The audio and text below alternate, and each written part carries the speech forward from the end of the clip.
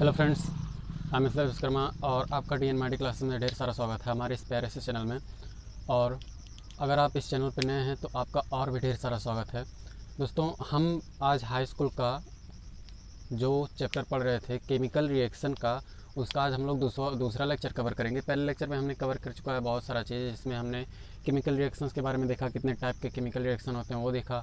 आज उन्हीं chemical reactions के जो टाइप्स हैं जो हमने कल आपको बताए हुए थे, वो उसका आज हम क्या करेंगे, एग्जाम्पल्स के साथ और डेफिनेशन के साथ आइडेंटिफिकेशन देखेंगे। तो हमारे साथ आप बने रहिए, और अगर आपको इसी तरह से और अच्छी से चीज़ें सीखनी है तो हमारे चैनल पे बने रहिएगा।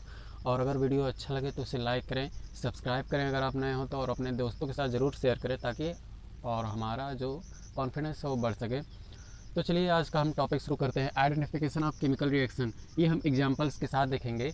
कल हमने सिर्फ इतने यहाँ तक देखा था, कुछ आइडेंटिफाई किया था हमने केमिकल रिएक्शन का। जैसे अगर हमारे पास कुछ कंपाउंड दिए गए हों, जैसे कि ये भी मान लीजिए कोई मॉलिक्यूल या फिर कंपाउंड है, उसको जब हम ऑक्सीजन के साथ रिएक्ट कराते हैं तो ये ए और बी का ऑक्साइड बनाता है, यानी ऑक्साइड ऑफ ए एंड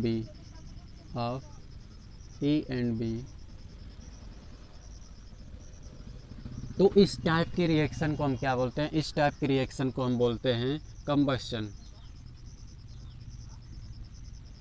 ठीक है, कंबस्शन रिएक्शन बोलते हैं। और सेकंड टाइप का रिएक्शन है कॉम्बिनेशन।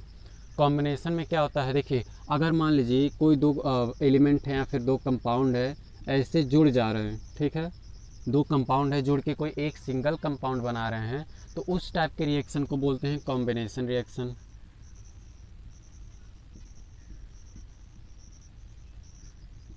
उस टाइप के रिएक्शन को बोलते हैं कॉम्बिनेशन रिएक्शन। और एक रिएक्शन है डिस्कम्पोजिशन। मान लीजिए यही कोई जो बना है, यही कंपाउंड है, ठीक है, ए बी, ये ऐसे टूट के दो कंपाउंड में, दो सिंपल कंपाउंड में टूट जा रहा है। ये क्या है, एक कंपाउंड था, इससे टूट के और सिंपल हो गया, मतलब और छोटे छोटे दो कंपाउंड्स में टूट गया, तो ये डिस्कम्पोजिशन कहलाता है। डिस्कम्पोजिशन।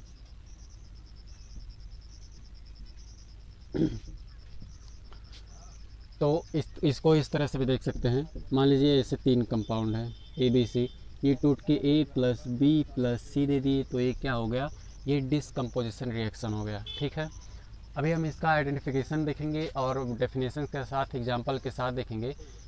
चलिए देखते हैं। एक और मान लीजिए, एक होता है डिस्प्लेसमेंट रिएक्शन। मान लीजिए ए बी है प्लस सी है, मतलब ए बी कोई कंपाउंड था, ठीक है, ए बी कोई कंपाउंड है और इसे किसी तीसरे कंपाउंड का किसी तीसरे एलिमेंट के साथ इसका रिएक्शन करा देते हैं, तो क्या करता है, ये अगर ज़्यादा रिएक्टिव है और बी क्या है, कम रिएक्टिव है, तो ये क्या करेगा, ज़्यादा ताकत, मान लीजिए ज़्यादा ताकतवर है, ज़्यादा रिएक्टिव मतलब ज़्यादा ताकतवर, तो ये क्या करेगा, और बी जो है वो कम रिएक्टिव मतलब कम ताकतवर, उसके पास पावर ज़्यादा है, इसके पास पावर कम है, मतलब ये ज़्यादा रिएक्टिव है, ये कम रिएक्टिव है, तो ये क्या करेगा, ये वाला इसको धक्का मार देगा, यानी डिस्प्लेस कर देगा, तो उसकी जगह ले लेगा, इसको डिस्प्लेस करके उसकी जगह ले लेगा और इसको बाय प्रोडक्ट में निकाल देगा। ये होता है डिस्प्लेसमेंट रिएक्शन, इसे डिस्प्लेसमेंट रिएक्शन बोलेंगे। ठीक है, और एक होता है, मान लीजिए एक दो कंपाउंड है, ठीक है, ए बी एक कंपाउंड है, दूसरा सी डी एक कंपाउंड है, और ये कब होता है, डबल डिस्प्लेसमेंट रिएक्शन नाम है इसका। ये कब होता है, जब दो आयनिक कंपाउंड एक दूसरे से रिएक्ट करते हैं तब होता है। आयनिक कंपाउंड कब होते हैं, पहले कॉलम के, पीरियोडिक टेबल में देखिएगा, पहले कॉलम के और दूसरे कॉलम के ये एलिमेंट कहीं भी रहेंगे तो आयनिक कंपाउंड बनाएंगे, और लास्ट में जो लास्ट से यानी जो 18वां कॉलम है उसके पहले, ठीक है, उसके पहले जो 17वां कॉलम है उसमें जो एलिमेंट होते हैं वो आयनिक कंपाउंड बनाते हैं, जिसे हैलोजन कंपाउंड कहते हैं, हैलोजन एलिमेंट कहते हैं। वो जब रहेंगे तो आयनिक कंपाउंड ही बनाएंगे। ठीक है, तो ये आयनिक कंपाउंड होते हैं, और जो अपने हिसाब से ये अपने आयन को एक्सचेंज करते हैं, जैसे कि ए बी और सी डी, ये अपने आयंस को एक्सचेंज करने के लिए रिएक्ट करते हैं कुछ इस तरह से, ए सी प्लस बी डी, इस तरह से। अपने आयन को एक्सचेंज कर लेते हैं, इसे डबल डिस्प्लेसमेंट रिएक्शन कहते हैं। देखिए क्या हुआ, इसमें डी ने बी को डिस्प्लेस कर दिया, और सॉरी ये सी ने बी को डिस्प्लेस कर दिया, ठीक है, और सी ने यहाँ बी ने सी की जगह ले ली, मीन्स ये कुछ और डिस्प्लेसमेंट रिएक्शन हो गया, और ये डबल डिस्प्लेसमेंट रिएक्शन कहलाता है, double displacement reaction.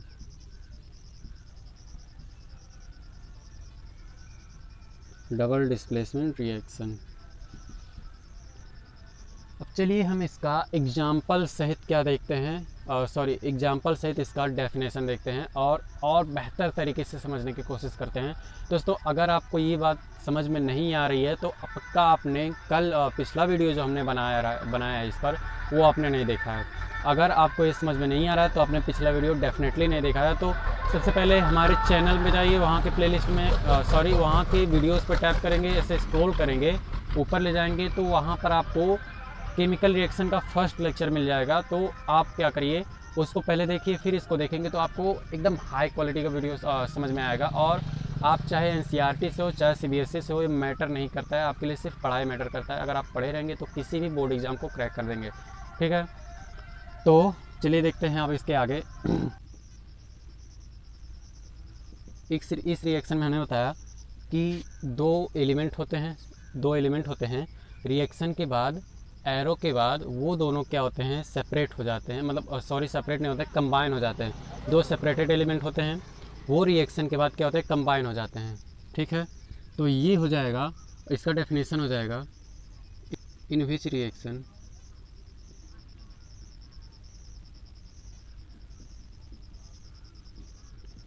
To or more element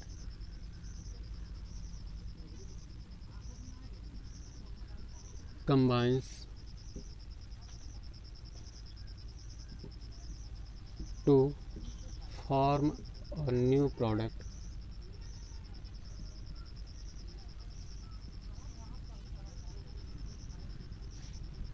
is called chemical reaction। चलिए अब इसका एग्जांपल देखते हैं। जबकि हमने डेफिनेशन को देख लिया है, इन which reaction to or more element combines to form a single product is called combination reaction, ठीक है। ये हो गया आपका डेफिनेशन। ज़रा इसका एग्जांपल देखते हैं। इसका एग्जांपल क्या होता है, जैसे कि हमने एग्जांपल जैसे कि Na हो गया प्लस Cl हो गया, ये दो एलिमेंट हो गए, ये क्या होंगे, एक दूसरे से कंबाइन होके एक सिंगल एलिमेंट को जनरेट करेंगे इस तरह से। ये पहला एग्जांपल हो गया। एक दूसरा एग्जांपल देखिएगा, Mg प्लस O2, मैग्नीशियम को हवा में छोड़ दिया जाए ऐसे ही तो ये मैग्नीशियम ऑक्साइड बना लेता है इस तरह से, ठीक है। ये हो गया आपका एग्जांपल। मीन्स देखिए यहाँ पर क्या हो रहा है, टू एलिमेंट क्या हो रहे हैं, दो एलिमेंट जुड़ करके कंबाइन होकर एक सिंगल प्रोडक्ट बना रहे हैं, इस तरह से कॉम्बिनेशन रिएक्शन है, ठीक है। और भी हम बेहतर एग्जांपल्स देखेंगे, बस आप हमारे साथ बने रहिएगा। और अगर समझ में आ रहा हो तो वीडियो को लाइक करें, ऐसे ठोक दीजिए। चलिए देखते हैं दूसरा, डिस्कम्पोजिशन reaction.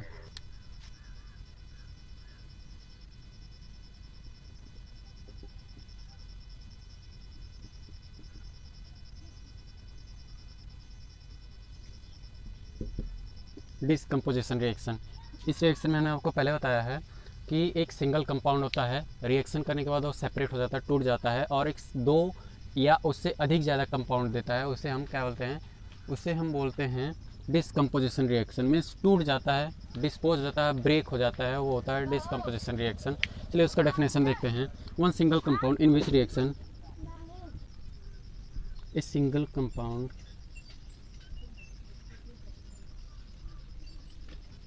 डिस्कम्पोज or breaks is called decomposition reaction।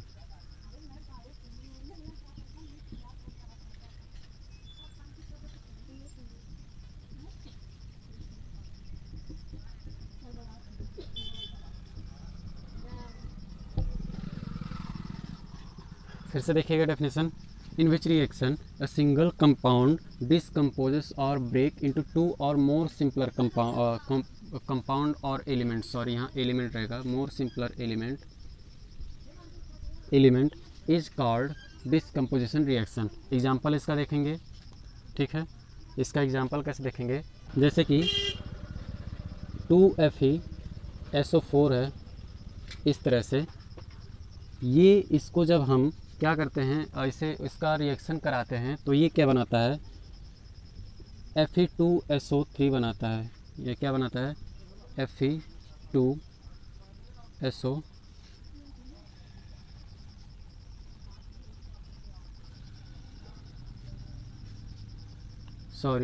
ये Fe2O3 बनाता है और sulphur dioxide plus sulphur trioxide बनाता है, कुछ इस तरह से। चलिए हम इसका नाम लिख देते हैं, ये हो जाएगा फेरस सल्फेट या फिर iron sulphate. Iron sulphate.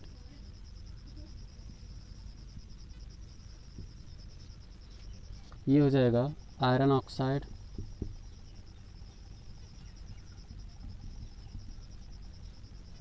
Plus ये हो जाएगा सल्फ़र डाइऑक्साइड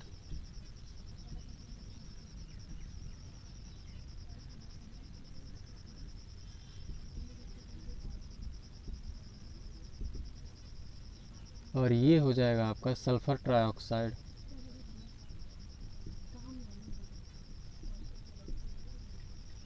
ठीक है, मीन्स जब हम ये देखिए क्या हो रहा है, ये रिएक्शन में आपका फेरस सल्फेट जो हो रहा है वो टूट के फेरस ऑक्साइड में एक्सचेंज हो रहा है। फिर sulphur dioxide plus sulphur trioxide, इस रिएक्शन में क्या हो रहा है कि एक कंपाउंड था, एक सिंपल कंपाउंड था, एक सिंगल कंपाउंड था, वो टूटकर 3 मॉलिक्यूल्स में बदल गया, 3 मॉलिक्यूल्स में बट गया। ये होता है आपका डिस्कम्पोजिशन reaction.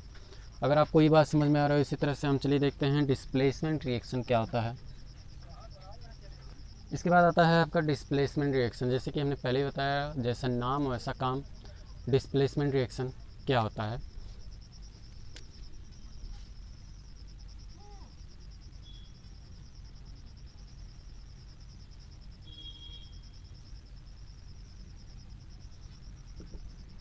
displacement reaction, a more reactive element of metal displace a less reactive element of metal is called displacement reaction। मतलब जैसे कि आप इस तरह से समझिए, ये कोई 2 लड़के हैं, ठीक है, ये कम ताकतवर है, ये ज़्यादा ताकतवर है।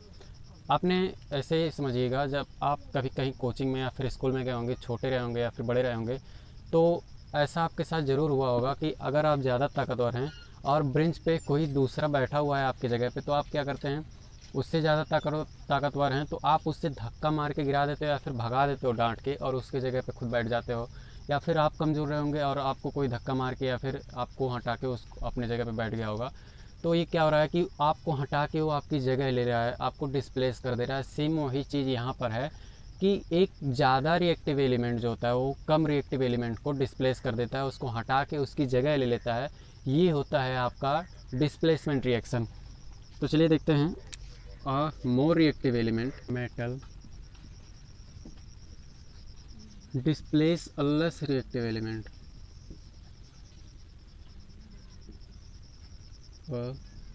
Less reactive element.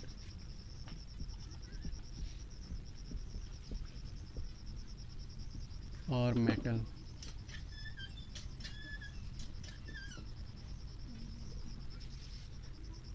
in its aqueous solvent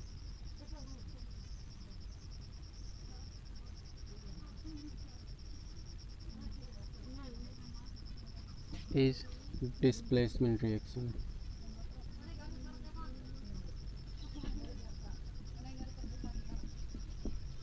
ये हो गया आपका डिस्प्लेसमेंट रिएक्शन का डेफिनेशन। फिर से देखिएगा, a more reactive element metal displaces a less reactive element metal in its aqueous solvent is called displacement reaction। ये होता है। अब इसका एग्जांपल चलिए देखते हैं। इसका एग्जांपल कुछ इस तरह से, जैसे कि हमने आपको एग्जांपल दिया एक क्लासरूम का, पता नहीं आपके साथ हुआ है या नहीं हुआ, वो तो हम नहीं जानते, लेकिन मेरे साथ ज़रूर हुआ है। आशा करते हैं आपके साथ भी हुआ होगा। तो चलिए देखते हैं इसका एग्जांपल। आयरन है, ठीक है, और जिंक सल्फेट है, ZnSO4 है। ये क्या क्या हो रहा है इसमें? इसमें देखिए ये आयरन ज़्यादा रिएक्टिव है जिंक की कंपेरिजन में, जिंक की तुलना में ये आयरन ज़्यादा रिएक्टिव है। तो क्या होगा, ये जो है, और देखिए ये दोनों, ये सब सॉलिड हैं, ठीक है, ये सॉलिड हैं सब के सब, और ये तो सॉलिड है, ये एक्वस है, ठीक है। तो ये क्या करेगा, ये आयरन क्या करेगा, इस जिंक को डिस्प्लेस कर देगा और उसकी जगह ले लेगा। तो ये बना लेगा आयरन सल्फेट और प्लस जिंक अलग हो जाएगा कुछ इस तरह से, ठीक है। और ये क्या बनाएगा, ये एक्वस होगा और ये सॉलिड हो जाएगा, कुछ इस तरह से आपका रिएक्शन होगा, ठीक है। तो क्या हो रहा है इसमें, देखिए हम इसका नाम भी लिख देते हैं। कैसे इसको पढ़ेंगे, इसको आयरन पढ़ेंगे, आयरन। और ये किस फॉर्म में, सॉलिड फॉर्म में, S for solid, A Q for aqueous मतलब जलीय, यहाँ भी जलीय और ये सॉलिड हो जाएगा। तो यहाँ जिंक सल्फेट है, जिंक सल्फेट, और ये क्या है, आयरन सल्फेट, और ये जिंक अलग हो गया, कुछ इस तरह से रिएक्शन हो गया, ठीक है। आशा करते हैं आपको बहुत अच्छे से समझ में आ रहा होगा, और अगर समझ में आ रहा होगा तो वीडियो को लाइक करो यार, जल्दी से लाइक नहीं करते हो। चलिए अगला रिएक्शन हम देखते हैं, इसी तरह से डबल डिस्प्लेसमेंट रिएक्शन, और आज का कह सकते हैं अंतिम टॉपिक भी हो सकता है, क्योंकि हाई स्कूल का वीडियो ज़्यादा लंबा नहीं कर सकते, आप बोर हो जाते हो, ठीक है। तो आज का ये दूसरा टॉपिक है। तो आज का सॉरी, ये अगला टॉपिक देखिए, डबल डिस्प्लेसमेंट रिएक्शन।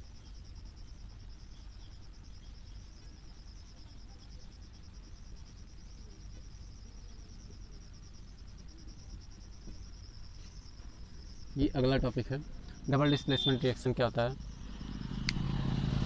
हमने किसी और को डिस्प्लेस किया और वो जाके किसी और को डिस्प्लेस कर दिया, ये हो गया डबल डिस्प्लेसमेंट रिएक्शन। जैसा नाम वैसा काम। तो चलिए देखते हैं।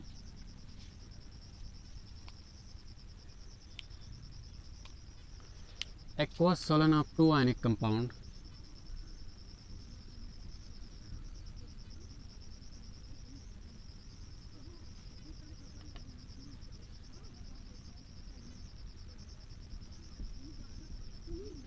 of two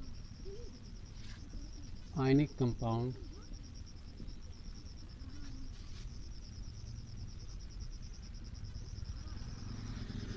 react by exchange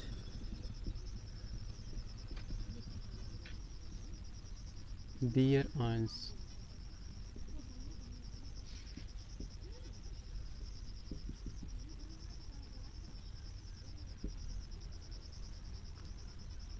of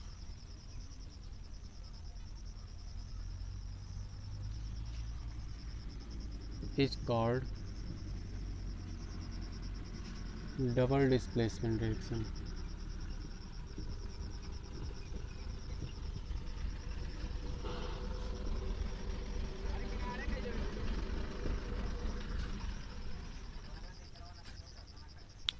ये तो आपका डेफिनेशन हो गया डबल डिस्प्लेसमेंट रिएक्शन क्या होता है। फिर से देखिएगा, aqueous solution of two ionic compound react by exchange their ions, उसके आयन को क्या रहा हो रहा है, एक्सचेंज कर रहा है, कॉल्ड डबल डिस्प्लेसमेंट रिएक्शन। इसका एग्जांपल देखेंगे, barium chloride plus sodium sulphate, इस तरह से barium chloride plus sodium sulphate. और क्या है, ये आयनिक कंपाउंड है। क्या है, आयनिक कंपाउंड। हमने आपको बताया है कि पहले और दूसरे कॉलम के जो एलिमेंट होते हैं वो आयनिक कंपाउंड बनाते हैं। तो ये भी पहले कॉलम का एलिमेंट और ये भी पहले कॉलम का एलिमेंट, तो ये आयनिक कंपाउंड बना लिए। और क्या हो रहा है, डबल डिस्प्लेसमेंट में ये एक दूसरे को एक्सचेंज करेंगे, इसका आयन को एक्सचेंज करेंगे। तो ये देखिए यहाँ बनाएगा, ये बेरिलियम है और ये सल्फेट है, ये एक में हो जाएगा, और सोडियम और क्लोरीन एक में हो जाएगा। तो बेरियम, सोडियम और क्लोरीन एक में हो जाएगा, बेरियम और सल्फेट एक में हो जाएगा। तो ये बनाएगा बेरियम सल्फेट प्लस 2NaCl, ये बनाएगा। चलिए हम इसका नाम भी लिख देते हैं, बेरियम सल्फेट, बेरियम क्लोराइड, और ये सोडियम सल्फेट।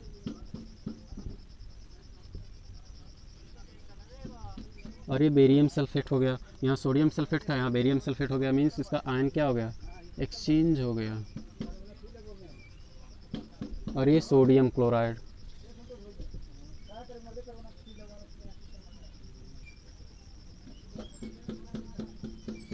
ये आपका इसका नोमेनक्लेचर हो गया। और दूसरा ये एक और रिएक्शन इसमें देख लीजिएगा ताकि आपका डाउट क्लियर हो जाए। एक है lead nitrate, Pv for lead, और NO3 का होल ट्वाइस, ये क्या हो गया, लेड नाइट्रेट हो गया प्लस पोटेशियम आयोडाइड, ये कुछ इस तरह से, ठीक है। ये क्या बनाएगा, आपका बनाएगा potassium nitrate plus iodide, sorry lead iodide plus potassium nitrate बनाएगा। तो ये क्या बनाएगा, लेड आयोडाइड PbI2, और क्या बनाएगा, पोटेशियम नाइट्रेट K2NO3 का होल ट्वाइस। इसका नाम हम लिख देते हैं lead nitrate, LEAD, lead nitrate. और ये क्या बनाएगा, ये है potassium iodide, potassium iodide,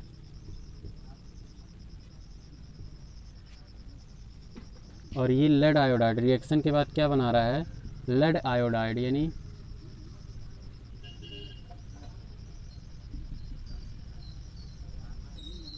lead iodide. और ये क्या बना रहा है, पोटेशियम नाइट्रेट। पहले क्या था, लेड नाइट्रेट था, पोटेशियम नाइट्रेट बन गया, पोटेशियम आयोडाइड था, ये लेड आयोडाइड बन गया। तो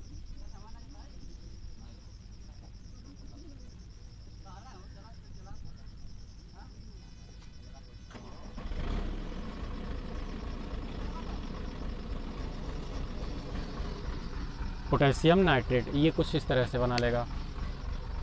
तो आशा करते हैं कि हमने अभी तक जो भी एग्जांपल्स दिए हैं वो आपको बहुत बेहतर तरीके से समझ में आया है।